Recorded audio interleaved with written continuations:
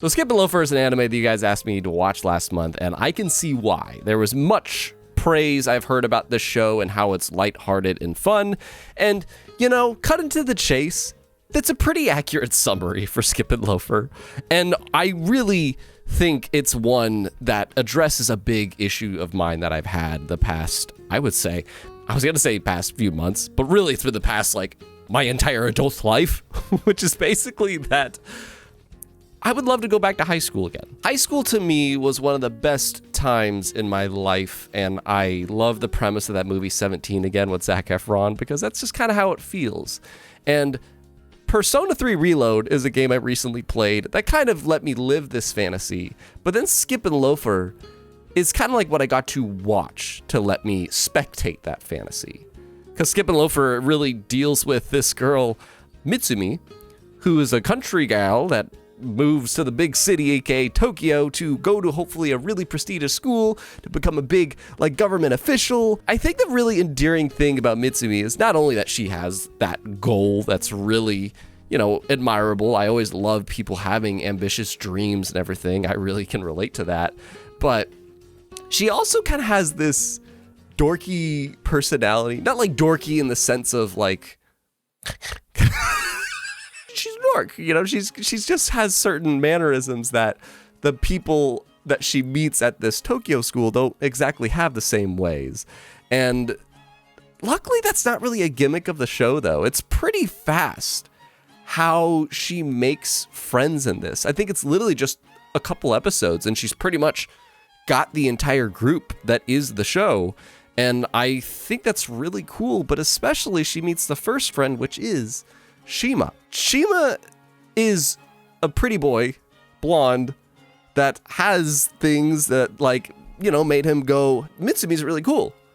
Like, I actually would, like, it'd be cool to be friends with her, and she feels the same, and then they kind of have this friendship, and this anime, it's labeled as a rom-com, and I could see why it is a rom-com, but I think an endearing part about it is just that there is a genuine friendship here. There's even a moment where you see Mitsumi and Shima have kind of this great conversation where Shima as a person is kind of just the opposite of Mitsumi, where he's just kind of getting by in life and is cool doing whatever, you know, he had things as a kid, but as his high school self, it's like, you know, whatever, I'll sleep in, I'll miss this, it's okay if I'm late to that or if I skip a couple days. Not like in a bad boy way, but just in a literally laid back, it's okay way. And so him seeing Mitsumi, who is very different from that, it just intrigues him, you know, and it's the kind of intrigue that feels natural. Like just that sense that you have certain friendships or relationships that help balance you out, you know, like just make a unified, balanced person. And that's one of the cool parts about this relationship that these two have. And there's a conversation that they have that just, it's important to be honest with each other. It's important to just talk things out. And I think that was the episode that made me really fascinated with not even these two as a potential relationship, but just them as friends, as a guy and girl. And that's something that I think is really endearing.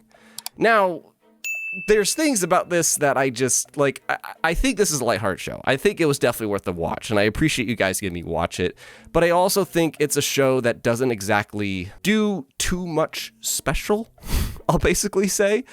Like, the opening covers the vibe of this greatly. The characters are still fine and dandy. It just has this lighthearted feel that I can't really praise much more than that, other than it has a bit more of a, I'll say, an authentic feel than most other high school slice of life shows I've seen. And I don't mean authentic in the way of like, what's it called? Tsukigakure? The awkward romance thing of middle schoolers that like, that is the most authentic you could possibly get in any show I've ever seen in my life. But I mean in the way of just like, this is what high schoolers are doing. This is what they deal with. This is the kind of fun that they can have. And that's why I'm saying it filled that void of a nice breath of fresh air of living that fantasy that I have, which is going back to high school and being able to experience that again.